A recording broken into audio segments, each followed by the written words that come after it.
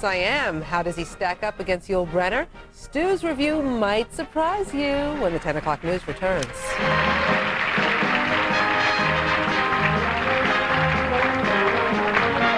Famous The King and I lives on, but is this latest incarnation worth seeing? Fox 5's man with a front row view, Stuart Klein, has your review.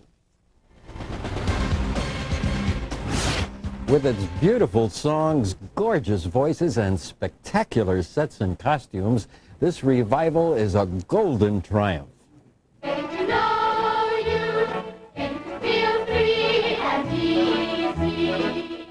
Donna Murphy is charming as Anna, the English widow who, with her little boy, comes to Siam to teach the children of the prolific king. And the Tuts are adorable.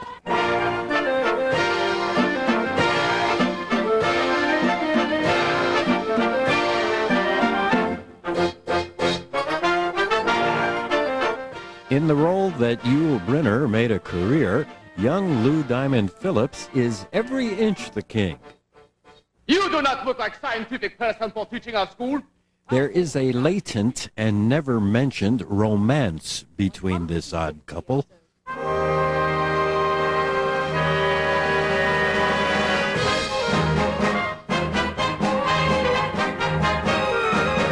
But the romance is doomed, just like the ill-fated young lovers.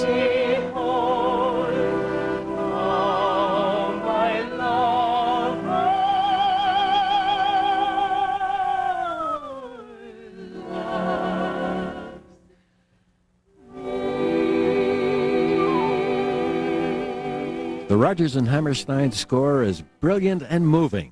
And with this production's emphasis on slavery and colonialism, the musical packs an emotional wallop that it never had before. Back on Broadway, The King and I. It's a royal treat for the entire family. Go. Stuart Klein for Fox News. Broadway, Dennis reviews the revival of The King and I. Coming up. Shall we dance? 1, 2, 3, and Shall we then say goodnight and mean goodbye? Tonight, it's opening night for the Rodgers and Hammerstein classic, The King and I, back on Broadway. Dennis Cunningham is here now with his review. Dennis. Dana, thank you. First, The King and I was the very first musical I ever saw on Broadway, an event that totally changed my life, and that's only part of my emotional baggage here. As for the musical itself, without me, it is based on the real story of a Welsh schoolteacher named Anna Leon Owens in the 1860s, hired by the King of Siam, which is now Thailand, to teach his many children and his wives and to bring them and Siam into the modern world.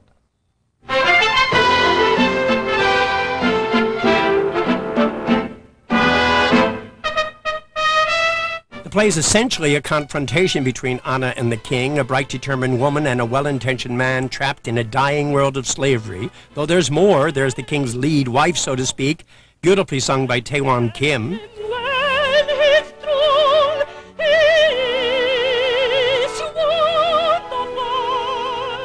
And the king's latest, youngest wife and her true, though forbidden love, a wonderful Joey Choi and Jose Yana. There's the brilliant Jerome Robbins Ballet, a Siamese version of Uncle Tom's Cabin tying in Abraham Lincoln's America and the king's slave-ridden Siam. But these two are the play's heart, and though Donna Murphy is surely splendid, Mr. Lou Diamond Phillips, though giving an all-out, totally sincere performance, is far too slight, callow, and cartoony a king. Still, there are the above-mentioned values, a glorious Rodgers and Hammerstein score, and a lovely and lavish production. Haven't you noticed? Suddenly I'm bright and pretty because of all the beautiful and different things I'm learning about you. Learning about day by day.